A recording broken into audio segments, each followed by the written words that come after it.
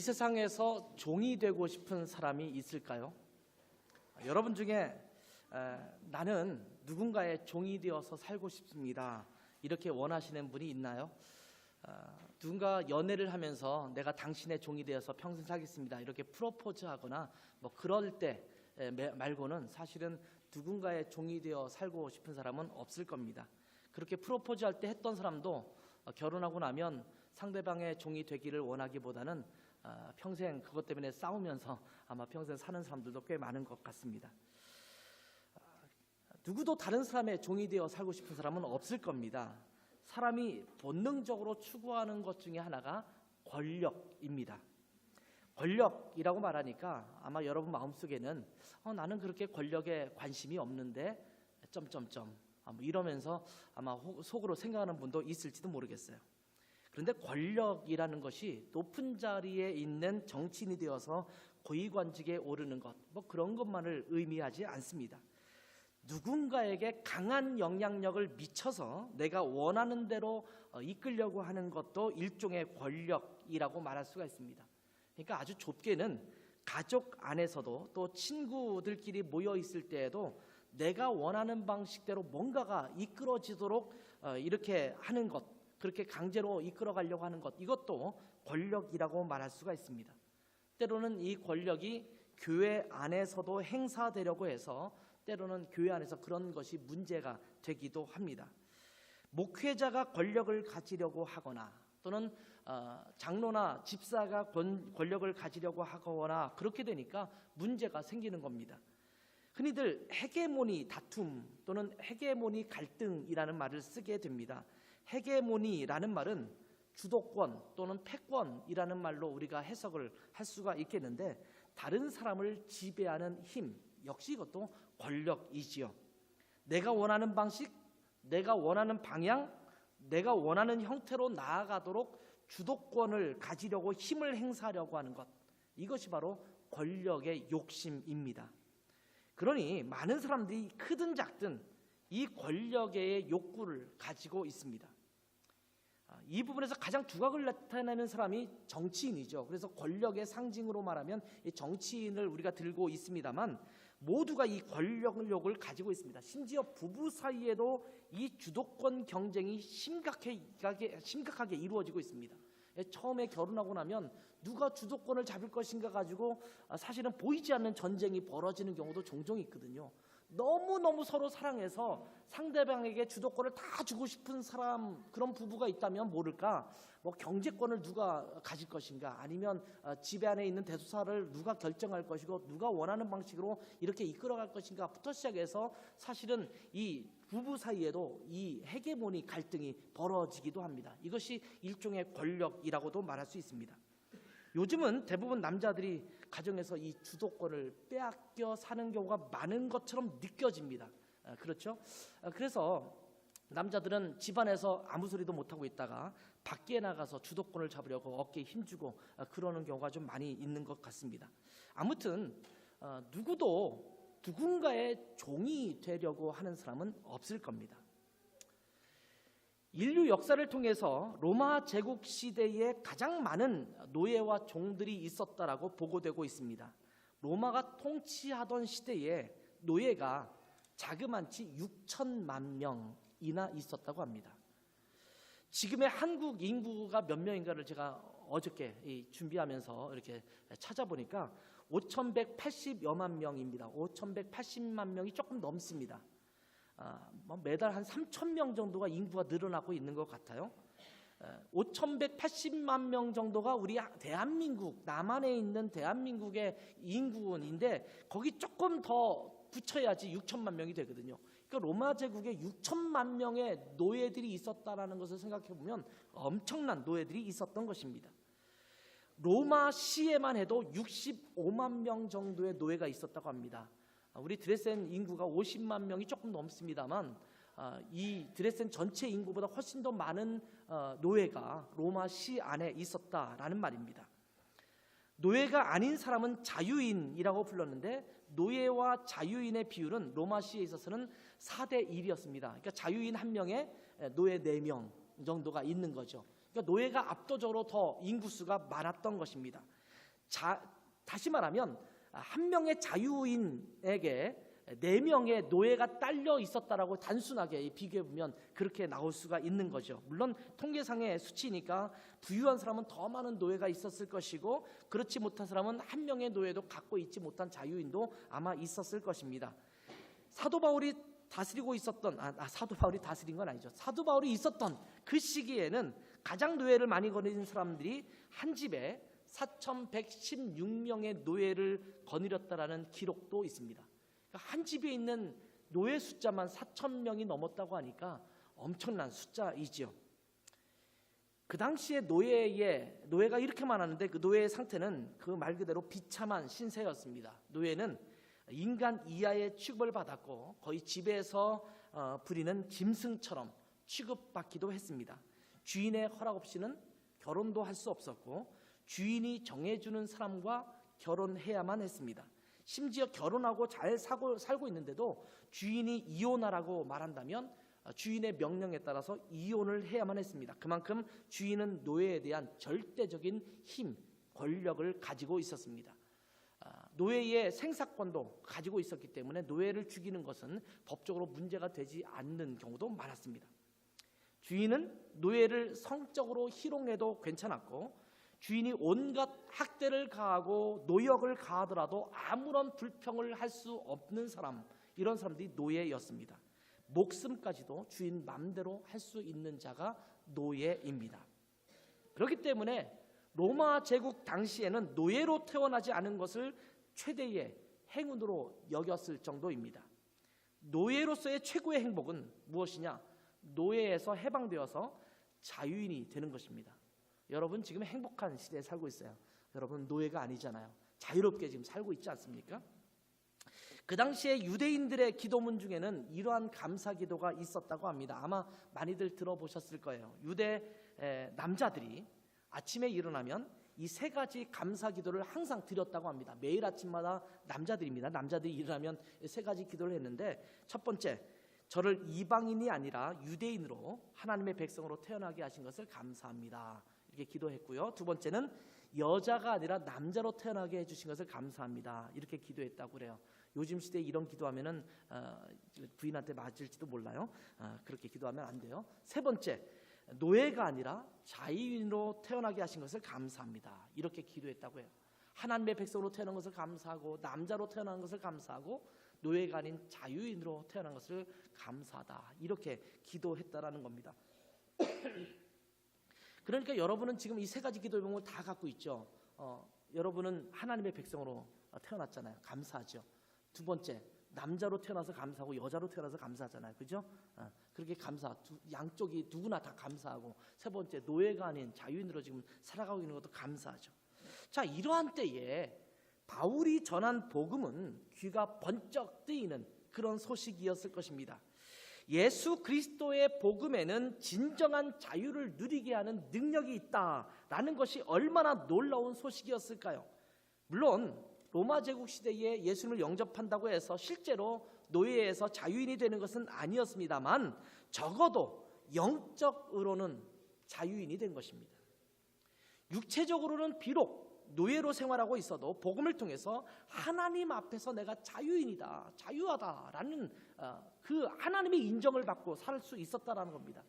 빌레몬서 같은 성경을 읽다 보면 빌레몬의 집에서 이렇게 나갔던 그 종이 사실은 형제로 취급을 받지 않습니까? 그런 것을 생각해 본다면 그 당시에 예수 그리스도 안에 있는 노예들은 그 안에서 참된 자유를 누릴 수 있었던 축복이 있었던 것입니다. 자, 갈라디아서 5장 말씀을 읽었는데 갈라디아서 5장 첫 절을 한번 같이 읽어보겠습니다. 5장 1절 말씀입니다. 같이 읽습니다. 시작.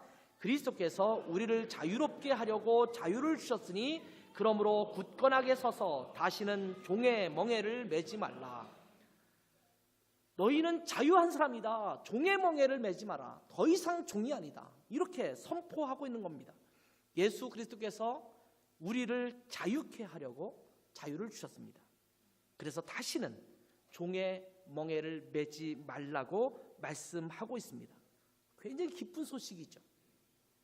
그런데 이상하게 같은 5장 안에서 물론 성경은 1장, 2장, 3장, 4장, 5장 이렇게 처음부터 나뉘어져 있던 것은 아닙니다만 이 5장 같은 오늘 읽은 5장 안에서 보면 같은 장 13절에서 어떻게 말씀하고 있냐면 서로 종노릇하라 이렇게 말씀하고 있습니다.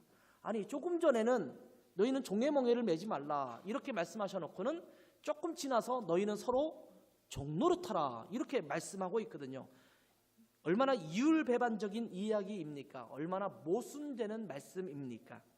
금방 종의 멍에를 매지 말라라고 말했다가 곧바로 서로 종노릇하라라고 말하니까 도대체 어떻게 사도 바울 같은 분이 한 입으로 두 말을 할 수 있습니까? 그러면 우리는 어느 장단에 춤을 추어야겠습니까? 아마 이런 생각이 들 겁니다. 종이라는 단어는 영어로 servant라는 말을 씁니다. 이 servant라는 단어의 동사는 serve라는 데서 나왔어요. service라는 말에서도 이 말이 서비스라는 말이 여기서 나왔죠. 우리말로 섬기다라는 말이죠.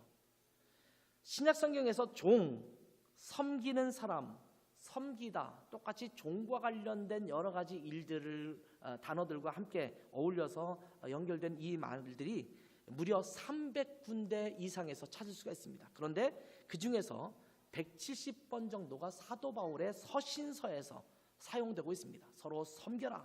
너희는 종으로 살아라. 자, 그렇다면 종의 멍에를 매지 말라고 해놓고 종노릇하라고 했는데 그렇다면 왜 우리는 서로 종노릇해야 될까요? 이 말을 잘 이해하려면 갈라디아서 5장 전체를 좀 잘 주의 깊게 살펴보아야 합니다. 간단하게 말하면 우리가 종노릇해야 되는 이유는 자유가 자칫 우리를 위험하게 하고 우리에게 위기를 줄 수 있기 때문에 이를 잘 이겨내도록 하기 위해서는 우리에게 종노릇함의 태도가 필요하다. 이렇게 말씀하고 있는 겁니다.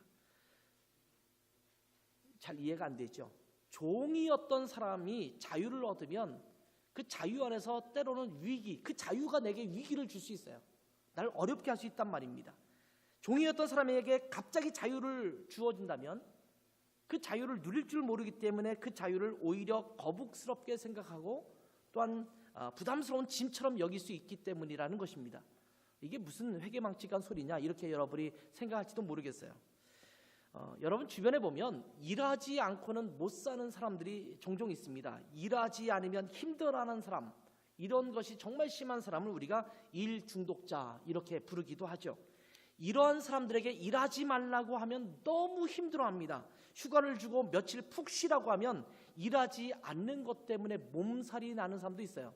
저는 이해가 잘 안 되는 상황이지만 일부 그런 사람도 있어요. 휴가를 가도 늘 노트북을 펼쳐놓고 뭔가 일을 해야지만 될 것 같은, 그래서 늘 업무적인 이메일을 체크하고 또 그것을 살펴보고 또 업무 지시를 하고 이런 경우도 있거든요. 목사님들 중에서도 그런 경우가 있어요.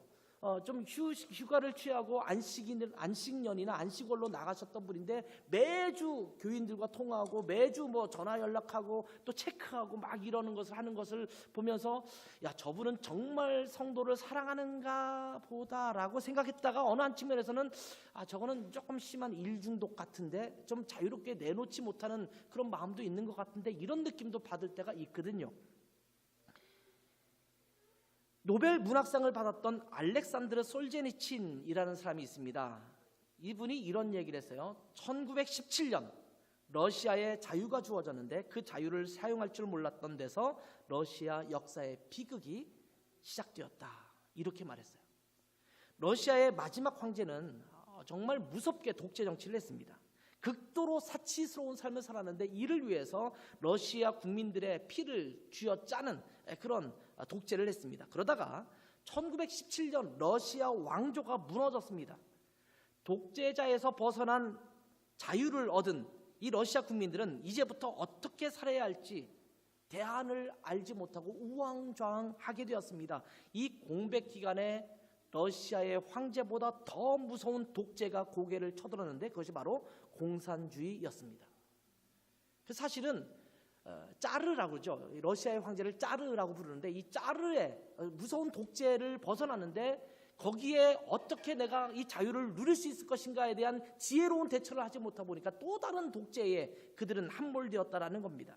여러분, 우리는 무엇에서 자유를 얻었습니까? 죄에서 자유를 얻었습니다. 사탄의 지배에서 자유를 얻었습니다. 그런데 더 중요한 것은 죄에서 해방되어서 사탄의 지배에서 해방되어서 그 다음에 우리가 어떻게 살아가야 하는가인 것인데, 그것에 대한 방향성을 잃어버리게 되면 오히려 새롭게 얻은 자유가 자기 자신을 더 망치게 할 수 있다라는 것입니다.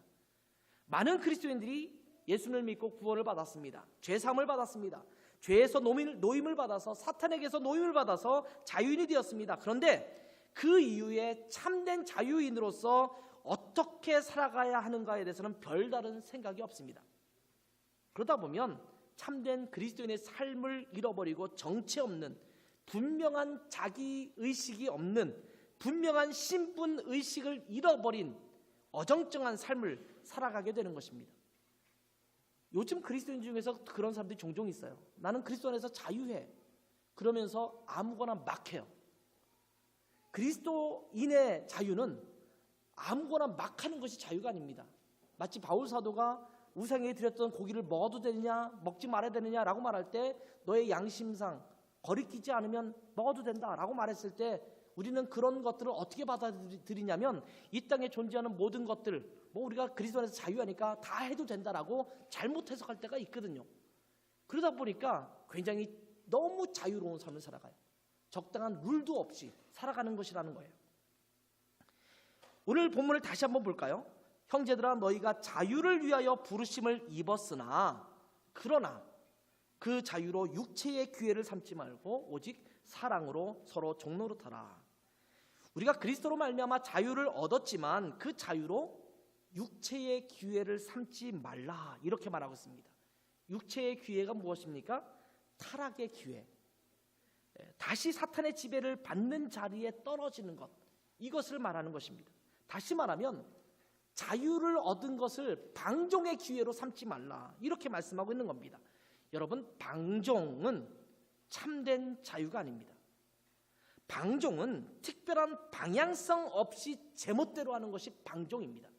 그냥 자유롭게 산다고 하는데 왜 그렇게 사는지 이유가 없어요. 그냥 자기 육신이 편한 대로 살아가는 거예요. 결국 그것은 타락하는 겁니다. 여러분, 방종은 자유가 아닙니다. 참된 자유는 그 안에 나름대로의 규칙이 있고 목적이 있고 방향이 있습니다. 이것이 참된 자유입니다. 근데 우리는 자유를 얻었다고 하니까 자칫 방향도 없고 목적도 없고 이유도 없이 제멋대로 하는 것이 자유인 것처럼 착각을 해요. 남이 어떻든지 간에 내가 좋으면 되지 라고 느끼면서 생활하는 사람들이 얼마나 많아요. 보통 우리가 그런 사람들을 아주 기인 같은 삶을 살아가는 사람이 있잖아요. 예수 믿는 사람인데 기인처럼 살아가요. 그렇기 때문에 그러한 육체의 기회로 삼지 말고 서로 종노릇하라, 이렇게 말씀하고 있습니다. 우리에게 주어진 자유로 말미암은 타락의 위험을 극복하기 위해서 서로 종노릇하는 것이 필요하다. 스스로 자발적인 종노릇의 모습이 필요하다라고 말씀하고 있는 겁니다. 그렇지만 이 새로운 종노릇은 자신이 신분의 종이라는 얽힘이 있기 때문에 어쩔 수 없이 하는 종노릇이 아니라 사랑의 동기로 하는 것입니다. 독일의 유명한 신학자 중에 한 사람인 벵겔이라는 사람이 있습니다. 요한 알브레히트 벵겔이라는 사람이 있었는데 이 사람은 그리스도인은 마땅히 종이다. 그러나 자유의 종이다. 자유를 얻었다고 해서 종이 아닌 게 아니라 종인데 자유로운 종이라는 겁니다. 자유인이지만 그 자유를 가지고 스스로 선택하여 종처럼 사는 것, 자발적으로 종처럼 살아가는 것, 이것이 바로 그리스도인이라는 말씀입니다. 그렇다면 우리는 누구의 종노릇을 해야 될까요? 먼저 우리는 예수 그리스도의 종노릇을 해야겠죠. 우리에게 참 자유를 주신 분 예수 그리스도께 종노릇해야 합니다. 원래 예수님은 우리를 노예처럼 부려먹으려고 우리를 구원하신 것이 아닙니다. 그렇지만 우리를 구원하신 참 하나님이신 예수님께 우리 스스로 나아가서 이렇게 고백하는 겁니다. 우리는 주님의 종입니다. 이렇게 고백하는 거예요. 마치 탕자가 아버지께 돌아오면서 나를 아들이라 일컫지 마시고 나를 당신의 일꾼처럼 품꾼의 한 사람인 것처럼 써주십시오 라고 말하듯이 하나님 앞에 나가서 하나님, 나를 구원하신 하나님의 자녀를 삼으신 하나님, 우리의 아버지이시지만 저는 주님의 종처럼 살겠습니다. 이렇게 고백하는 것입니다. 이러한 종을 사랑의 종이라고 말합니다. 구약 성경에 보면 사랑의 종이라는 관습이 있었습니다. 구약 시대에는 종이 주인을 위해서 6년 동안 일을 하면 7년째 되는 해, 즉 안식년에 그 종에게 자유를 주게 되어 있습니다. 유대인이라면, 이스라엘 사람이라면 누구나 안식년이 될 때 모두가 자유를 얻게 되어 있습니다. 그런데 그 자유를 스스로 마다하고 영원히 그 주인의 종으로 살겠다고 결단하면서 영원히 종이 되는 경우도 가끔씩 있었습니다. 출애굽기 21장 1절부터 6절 말씀에 그러한 내용이 소개되고 있습니다. 내가 백성 앞에 세울 법규는 이러하니라.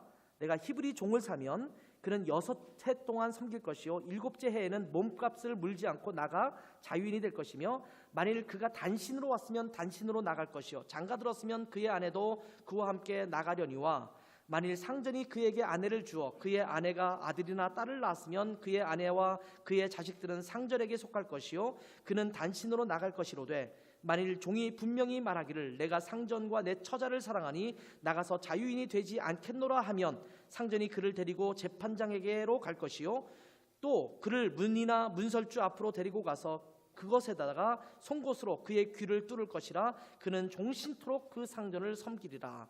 자, 이 배경이 사랑의 종의 배경입니다. 내가 당신에게 영원히 종이 되겠습니다. 내가 상전을 사랑하는 마음이 있기 때문에 내가 종이 되겠습니다. 또는 그 안에서 결혼을 했는데 그 종으로 있으면서 결혼했을 경우는 자기 와이프나 또는 자기 자녀들은 계속 그 종으로 있어야 되거든요. 그러니 내 와이프를 사랑하기 때문에 내가 그 당신의 종으로서 계속 있겠습니다. 이럴 때는 이 문에 가서 한쪽 귀에 귀를 뚫습니다. 그래서 그 당시에 한쪽 귀에 귀를 뚫은 사람들, 이 귀가 막히지 않도록 위해서 여기다 귀걸이를 걸죠. 그러니까 한쪽 귀에만 귀걸이를 걸고 있는 사람은 사랑의 종이에요. 자발적인 종이 된 사람들이에요. 그러니까 이 사람들은 함부로 또 대하지 않습니다. 왜냐하면 이 사람들은 그냥 원래 신분이 종이 아니라 내가 스스로 선택해서 종이 된 사람이기 때문에 그 사람을 함부로 대하지는 않습니다. 요즘도 가끔씩 한쪽만 귀걸이를 뚫고 다니는 사람들이 있어요. 이렇게 길거리 가다 보면 그런 분들을 보면 자발적인 종이 된 사람이구나. 농담입니다. 패션으로 그렇게 하시겠습니다만 원래 그런 의미의 귀 뚫음이었습니다. 자, 이런 배경을 생각하면서 마태복음 11장 28절 29절을 한번 읽어보면 이 말씀에 더 의미가 있습니다. 수고하고 무거운 짐진 자들아 다 내게로 오라. 내가 너희를 쉬게 하리라. 나는 마음이 온유하고 겸손하니 나는 나의 멍에를 메고 내게 배우라. 그리하면 너희 마음이 쉼을 얻으리니 이는 내 멍에는 쉽고 내 짐은 가벼움이라 하시니라. 자, 예수님께서 초청하시죠. 안식을 위한 초청입니다. 내게 와서 쉬어라 이렇게 말씀하고 있어요. 수고하고 무거운 짐 졌지, 너무 피곤하지, 그래 내게 와서 쉬어라 이렇게 말씀하시는데, 내게 오면 쉼을 얻게 하실 거고 쉬게 할 것이라고 말씀하셨는데, 여기 보면 이상한 또 말씀이 나타나죠. 쉬게 한다고 말씀하시고 멍에를 하나 턱하니 지워줘요. 멍에는 소가 일할 때 씌우는 것이 멍에입니다. 쉴 때는 이 멍에를 씌우지 않습니다. 아니 쉰다고 오라고 했는데 이게 사기 아니냐 이렇게 말할 수 있죠. 그런데 멍에를 씌운 것이 어떻게 돼 있냐면, 여기 보면 내 멍에는 쉽고 내 짐은 가볍다. 나의 멍에를 메고 내게 배우면 너희 마음이 쉼을 얻을 것이다. 이렇게 말씀하고 있어요.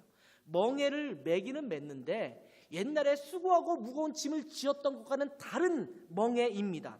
주님이 주시는 멍에는 온유하고 겸손한 멍에입니다. 더욱이 주님을 사랑하는 자라면 이 멍에를 더욱 쉽게 맬 수밖에 없을 것입니다. 주님의 멍에이기 때문에, 주님께서 대신 져주기 때문에 그 멍에가 쉽기도 합니다만, 또 주님을 사랑하는 마음이 있기 때문에 자발적인 종으로서의 주님 앞에 드려지는 것이라고 한다면 그것이 쉽지 않습니까? 저는 제 아내를 위해서 제가 뭔가를 한다 그러면 마음이 즐겁습니다. 여기 있는 남편들 다 그러시죠? 혹시 막 짜증내면서 설거지하고 그러세요? 큰일 납니다. 그러면 안 돼요. 즐거운 마음으로, 기쁜 마음으로 설거지하세요. 그게 짜증이 나면 하지 마세요. 안 할 분들이 더 많은 것 같은데. 그러니까 아내를 위해서, 남편을 위해서 뭔가를 한다는 것은 기쁨이 돼요. 제 아내가 때로 막 피곤하다, 힘들다 그러는데, 그러면서도 뭔가를 음식을 막 정성스럽게 만들어요. 피곤하다면서 뭘 만드냐 그러는데, 제가 뭔가 지나가면서 뭐 먹고 싶다 그러면 그걸 만들어 주는 거예요. 피곤하다면서. 그러면서 그 마음이 어떻겠습니까? 짜증나, 왜 이런 걸 먹고 싶다고 흘려가지고 뭐 이렇게 얘기하겠습니까? 저는 그냥 지나가는 말로 했을 뿐이에요. 사랑하는 마음이 있기 때문에 열심히 수고하고 그렇게 만들어서 주는 거예요. 제가 맛있게 먹으면 그것이 그냥 기쁨이 되는 거죠. 이게 사랑하는 사람을 위한 멍에입니다. 여러분, 창세기 29장 20절에 보면 라헬을 얻기 위해서 그 삼촌 라반을 위해서 7년 동안 일했던 야곱의 이야기가 나옵니다. 근데 이런 말이 나오죠. 야곱이 라헬을 위하여 7년 동안 라반을 섬겼으나 그를 사랑하는 까닭에 7년을 며칠같이 여겼더라. 내 사랑하는 아내를 하나 얻기 위해서 7년 동안 노동을 한 거예요. 근데 7년 동안 노동한 것이 쉬운 일은 아닌데 내가 너무 라헬을 사랑하니까 그것이 며칠처럼 여겨졌다, 이렇게 말하고 있어요. 그만큼 가벼웠다라는 말입니다. 우리는 주님의 종입니다. 그럼 우리가 주님을 섬겨야 된다, 주님의 종로로 서야 된다라는 말을 하고 있는데, 뿐만 아니라 우리는 다른 사람도 섬겨야 합니다. 여기 보면 사랑으로 서로 종로로 타라, 이렇게 말씀하고 있죠. 바울 사도는 서신서를 통해서 무려 60번이나 서로라는 단어를 사용하고 있습니다. 우리는 우리 주님을 사랑하여 주님께 종노릇함과 동시에 다른 사람들에게도 종노릇해야 합니다. 여러분, 하나님을 사랑하십니까? 그렇다면 그 하나님을 어떻게 사랑하시겠습니까? 너무나 추상적입니다. 물론 예배를 잘 드리고 기도와 말씀의 생활을 잘하면 하나님을 사랑하는 구체적인 방법이 될 수 있겠습니다만, 상당히 그것 역시도 추상적일 수 있습니다. 예배 잘 드리고 성경 말씀 잘 읽고 기도 생활 열심히 하는데 그것만 가지고 주님을 사랑하는 것이라고 여길 수 있겠습니까? 주님께서 말씀하시기를 너희가 나를 사랑한다면 너희가 서로 사랑하라, 이렇게 말씀하셨거든요. 하나님을 사랑하는 구체적인 방법이 무엇이겠습니까? 예수님을 잘 사랑하는 방법이 무엇이겠습니까? 성경은 교회 공동체를 그리스도의 몸이라고 표현하고 있습니다. 그렇기 때문에 주님을 사랑한다면 교회 공동체를 사랑해야 합니다. 주님의 몸인 교회 공동체를 사랑한다면 몸의 각 지체인 교회 공동체에 속한 한 사람 한 사람을 사랑하고 그들에게 종노릇해야 합니다. 그것이 구체적으로 하나님께 종노릇하는 것입니다. 옆 지체를 섬기지 못하면서 하나님께만, 예수님께만 종노릇한다라는 것은 뭔가 몰라도 한참 몰라서 하는 이야기입니다. 우리가 그리스도께 종노릇한다면 그리스도의 몸인 그 교회 공동체를 향해서 종노릇해야 되지 않겠습니까? 왜? 교회 공동체가 그리스도의 몸이니까. 하나님께 종노릇한다고 하면서 그의 몸된 교회 공동체에게 종노릇하지 않는다면 이율배반적인 이야기입니다. 에베소 5장 21절에는 그리스도를 경외함으로 피차 복종하라, 이렇게 말씀하고 있습니다. 그리스도를 경외함이 서로 복종하는 것을 통해서 나타나야 된다라는 겁니다. 서로 복종함을 통해서 그리스도를 경외하고 있다라는 사실을 드러낼 수 있다라는 말씀입니다. 재직들이 목사를 잘 섬기고 목사가 재직들을 잘 섬기면 얼마나 아름다운 교회일까요? 아내가 남편을 잘 섬기고 남편이 아내를 잘 섬긴다면 얼마나 아름다운 가정이 될까요? 인간 관계가 파괴되는 이유는 교제의 근본 동기가 잘못되어 있기 때문입니다. 서로 종 노릇하려고 하지 않고 서로 주인 노릇하려고 하는데 문제가 있습니다. 서로 종 노릇하려고 하면 우리 모임도 즐겁습니다. 친구와의 관계도 즐겁습니다. 교회 공동체에서도 즐겁습니다. 그런데 내가 주인 노릇하고 내가 영향력을 행사하고 내가 주도권을 잡으려고 하고 내가 지배력을 가지려고 한다면 그들이 함께하는 모임은 결코 즐겁지 않습니다. 그 전쟁과 갈등으로 계속 어려울 뿐입니다. 갈라디아서 5장 14절 15절에 보면 온 율법은 내 이웃 사랑하기를 내 자신같이 하라 하신 한 말씀에서 이루어졌나니, 율법 전체는 내 이웃을 내 몸처럼 사랑하라는 그 말씀으로 요약될 수 있다는 말입니다. 만일 서로 물고 먹으면 피차 멸망할까 조심하라, 이렇게 경고하고 있습니다. 서로 물고 먹을 것, 우리 표현으로 하면 서로 물고 뜯는 거죠. 그렇다면 그렇게 그 공동체가 서로 멸망한다라고 말씀하고 있습니다. 서로를 자기 자신처럼 사랑하라고 말씀하고 있습니다. 서로 사랑함으로 서로 복종하라고 말합니다. 서로 종노릇하라고 말씀하고 있습니다. 그렇다면 어떻게 종노릇할 수 있을까요? 오늘 본문에 보면 이 부분에 대해서 아주 간단하게 말씀하고 있습니다. 형제들아, 너희가 자유를 위하여 부르심을 입었으나 그러나 그 자유로 육체의 기회를 삼지 말고 오직 사랑으로 서로 종노릇하라. 어떻게 하라고요? 사랑으로 종노릇하라. 자, 사랑으로 종노릇하라 라는 말을 이해하지 못한 사람은 없을 거예요. 사랑으로 종노릇하는구나 이렇게 이해하는 하는데, 그렇다면 어떻게 하는 것이 사랑으로 종노릇하는 것일까요? 사랑하고 싶은데 그 사랑이 안 되는 게 문제잖아요. 옆에 있는 분 한번 보세요.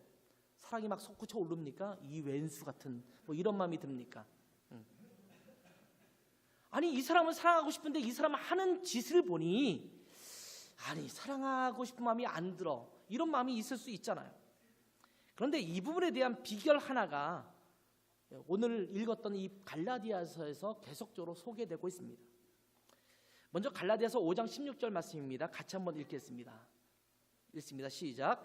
내가 이르노니 너희는 성령을 따라 행하라. 그리하면 육체의 욕심을 이루지 아니하리라. 자, 이어서 18절도 한번 읽어볼까요? 시작. 너희가 만일 성령의 인도하시는 바가 되면 율법 아래에 있지 아니하리라. 자, 이와 같은 맥락의 말씀이 로마서 5장 5절에도 있는데요. 같이 한번 읽겠습니다. 시작. 소망이 우리를 부끄럽지 하지 아니함은 우리에게 주신 성령으로 말미암아 하나님의 사랑이 우리 마음에 부은 바 됨이니. 자, 오늘 지금 세 구절을 읽었는데요. 이 세 구절에서 강조하고 있는 것이 무엇입니까? 성령입니다. 서로 사랑한다라는 것은 우리가 애쓰고 노력한다고 해서 되는 것이 아니라는 것입니다. 그런데 성령님께 우리 자신을 내어드리면, 성령님이 우리를 주장하도록 내어드리면 육체의 욕심을 이루지 아니하고 성령으로 인해서 하나님의 사랑이 우리 마음에 부은 바 된다, 이렇게 말씀하고 있어요. 성령님이 우리 안에 열쇠가 되는 거예요. 내가 어떻게 사랑할 수 있을까? 나 혼자 애쓰고 노력한다고 해서는 사랑이 안 돼요. 어떤 때는요, 남편이나 아내가 서로 원수 같은 관계를 맺을 때가 있어요. 옛날에 서세원이라는 그 코미디언이 있었어요. 지금 목사님 되셨죠? 근데 그분이 옛날 코미디언 있을 때 진행하는 그 프로그램이 하나 있었어요. 아침에 하는 프로그램이었던 것 같아요.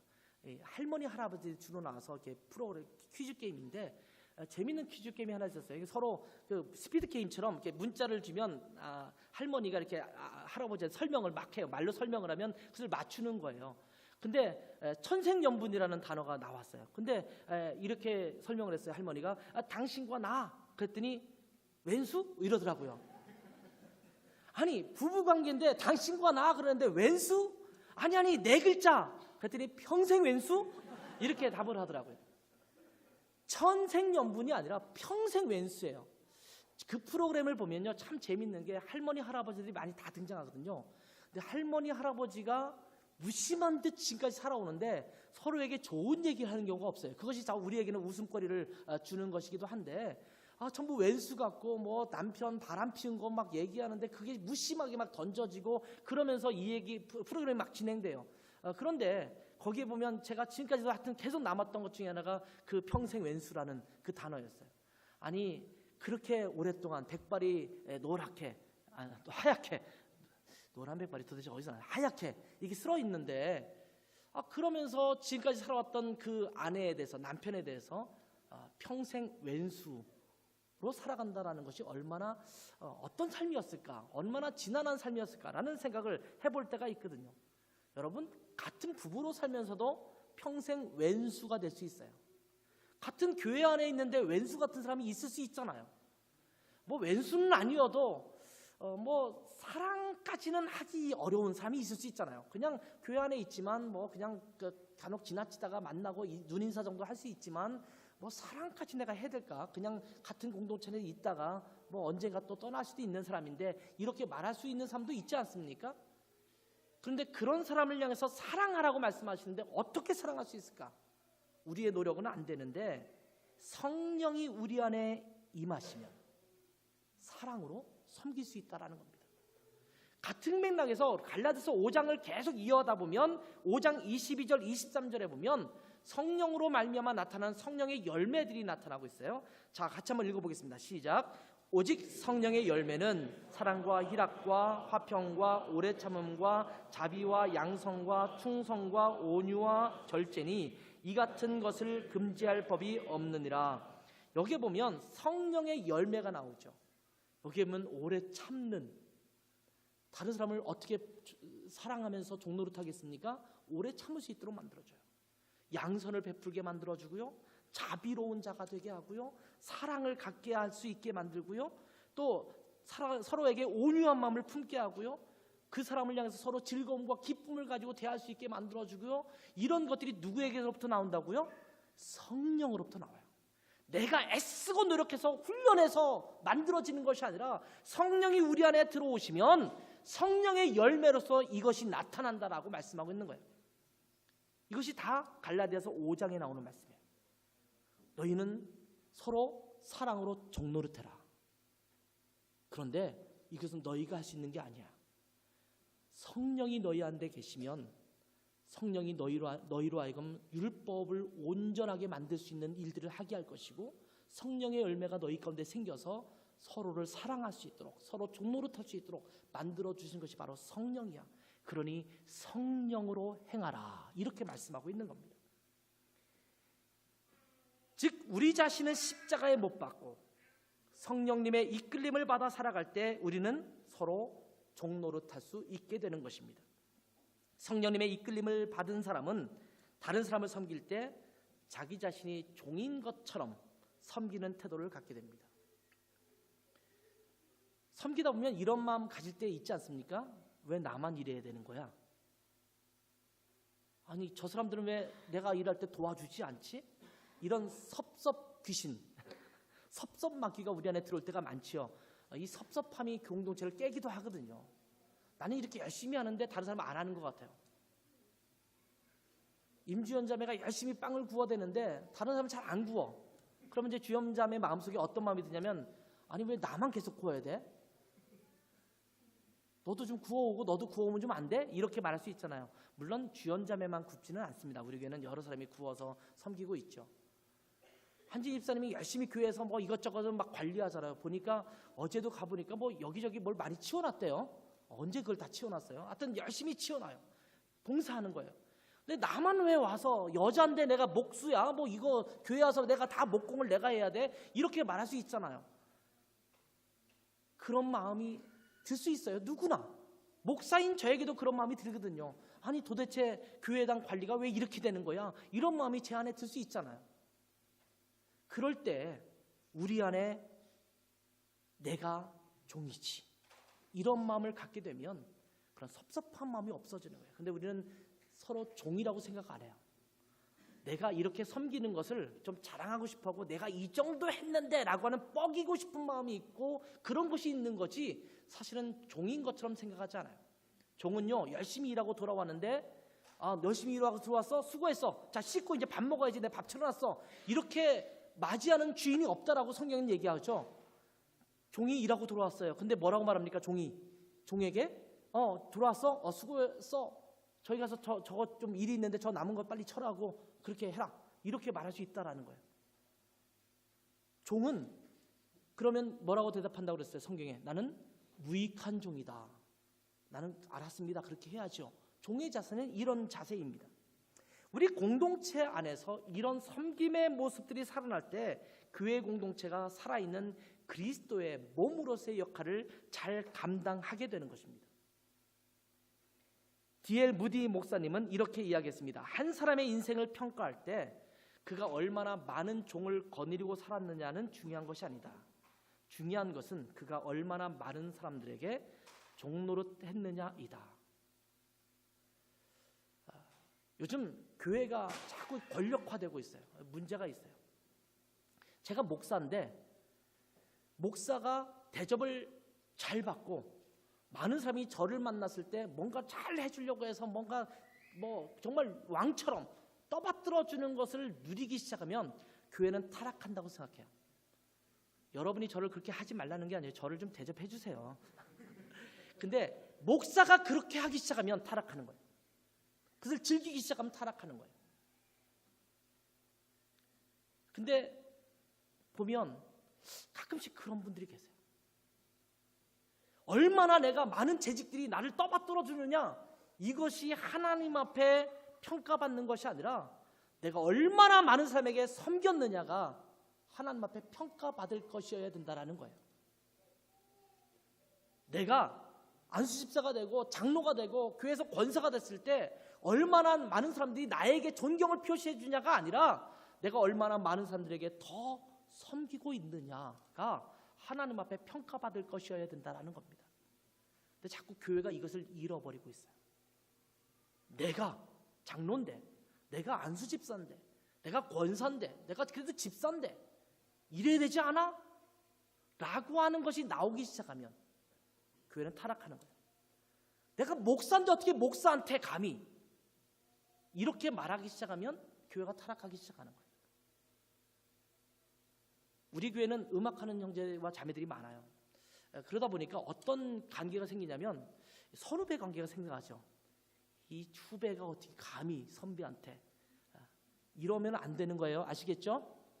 같은 학교 나오신 분들 그러시지 마세요. 감히 선배한테 이 까마득한 후배가 이렇게 말하면 안 돼요. 섬겨야 돼요. 선배로서 후배들을 섬겨주세요. 그렇다고 후배는 맘먹으려고 하지 말고 선배를 다 존중해주고 또 이렇게 잘 섬겨줘야 돼요. 서로 그 모습이 있을 때 관계가 살아나는 거예요. 근데 서로 지배력을 행사하려고 하고 서로 상대방이 나에게 이렇게 해주기를 원하는 것이 솟구쳐 나올 때 그 공동체는 아까 말했던 헤게모니, 지배력과 주도권 전쟁으로 치닫기 시작하면서 갈등을 일으키고 깨어지는 거예요. 서로 물고 먹으면 멸망할까 조심하라, 이렇게 말씀하고 있잖아요. 이제는 우리는 서로 종노릇해야 합니다. 우리는 교회이며 그리스도의 몸이고 한 공동체 안에서 가족으로서의 지체입니다. 그렇다면 종노릇하는 여러분 되셨으면 좋겠어요. 옆 사람에게 한번 고백해 봅시다. 딸랑딸랑. 옛날 오래된 코미디인데 딸랑딸랑. 나는 당신의 종으로서 당신을 섬기겠습니다. 한번 고백해 볼까요?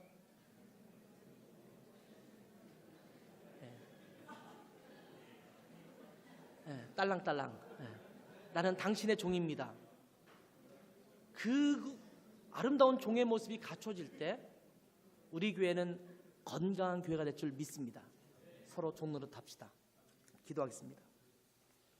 하나님 아버지, 우리를 그리스도의 몸으로 삼아주시고 그리스도의 지체로 삼아주신 것을 감사합니다. 주님께서 이 교회 공동체를 향해서 너희는 서로 사랑으로 종노릇하라 라고 말씀하셨는데, 서로를 향해서 귀하게 섬기고 종노릇하며 각 지체를 세워주는 놀라운 은혜가 우리 교회 공동체 가운데 가득하게 도와주셔서 그리스도의 건강한 몸으로 세상을 잘 섬길 수 있는 교회가 될 수 있도록 축복하여 주시옵소서. 예수님의 이름으로 기도했습니다. 아멘.